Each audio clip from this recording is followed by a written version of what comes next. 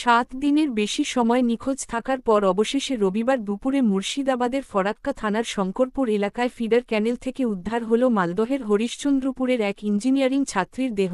গত 5ই জানুয়ারি বাড়ি থেকে বার হয়ে ঝাড়খণ্ডের দুমকায় ইঞ্জিনিয়ারিং কলেজে যাওয়ার পথে রহস্যজনকভাবে নিখোঁজ হয়ে যায় মালদহের বারোদুয়ারি এলাকার বাসিন্দা দীপ্তি ভোকত নামে বছর 20-র ওই ছাত্রী।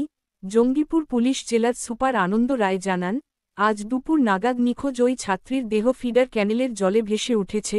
পুলিশ দেহটি উদ্ধার করে ময়নাতদন্তের জন্য পাঠিয়েছে। মৃত ওই ছাত্রীর বাড়ির লোকেদেরকে গোটা ঘটনাটির খবর জানানো হয়েছে। মালদায় হরিশ্চন্দ্রপুরের বাসিন্দা দীপ্তি ভোকতকে তার বাড়ির লোকেরা ঝাড়খণ্ডের দুমকায় একটি ইঞ্জিনিয়ারিং কলেজে ভর্তি করিয়েছিলেন। গত 5ই ডিসেম্বর মালদা থেকে ট্রেনে করে রামপুরহাটের উদ্দেশ্যে যাত্রা করেন দীপ্তি। সেখান থেকে ট্রেন বদলে তার ঝাড়খণ্ডের দুমকায় যাওয়ার কথা ছিল, কিন্তু কোনো এক অজ্ঞাত কারণে দীপ্তি সেদিন ট্রেনে বসার পরও নিজের কলেজে যাননি।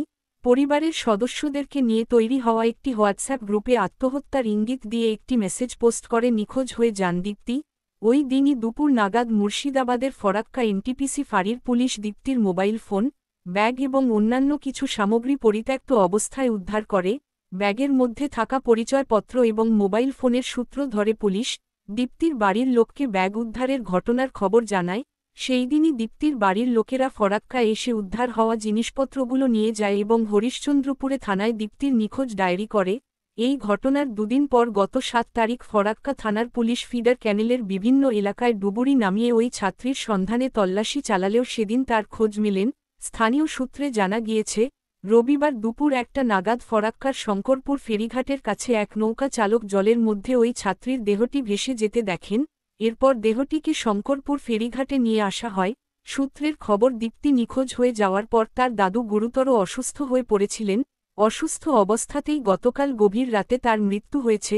পরিবারের লোকেরা যখন তার অন্ত্যেষ্টিক্রিয়াতে ব্যস্ত, সেই সময়ে দীপ্তির দেহ উদ্ধারের ঘটনায় নতুন করে শোকের ছায়া নেমে এসেছে গোটা পরিবার জুড়ে। শুনলাম, আমরা জানতে পারলাম যে মেয়ে উদ্ধার হয়েছে, কিন্তু মেয়ে তো ব্রিলিয়ান্ট ছিল এবং এরকম ঘটনা হবে এটা আমরা ভাবতে পারিনি। ও টিকিট করে যেখানে রামপুরঘাট নামার কথা, মায়ের সঙ্গে 8:30টায় বলেছে যে মালদায় টিফিন করব, রামপুরঘাটে গিয়ে আবার ভাত খাবো। এখন কিভাবে এই ঘটনা ঘটলো এইটা তদন্ত করা হোক। নিশ্চয়ই কোনো এর ভিতরে রহস্য লুকিয়ে আছে। কীভাবে ঘটেছে, এর মধ্যে কোনো না কোনো একটা রহস্য আছে। সে ওকে যেভাবেই টর্চারিং করুক, কেউভাবেই কোনো না কোনো রহস্য আছে। আমাদের বাড়িতে তো কোনো কিছুই ছিল না, আমাদের বাড়িতে ওগুলো কোনো কিছু না, হাসি খুশিতেই থেকেছে। তার আগের দিনে সব কিছু নিজের যাওয়ার জন্য জিনিসপত্র কিনেছে, গেছে, এটা নিয়ে কোনো নাই। কিন্তু কিভাবে ওর মাথায় এরকম, কে ফোন করলো না কি করলো, না রাস্তায় ওর সঙ্গে কোনো দুর্ব্যবহারের ব্যাপার হলো, জানি না।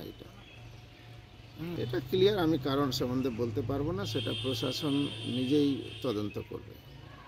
এটা সঠিকভাবে উদ্ধার হোক, এর রহস্যটা কি আছে। গুরুচরণ ভাগবত, আমি মেয়ের জেঠু হলাম।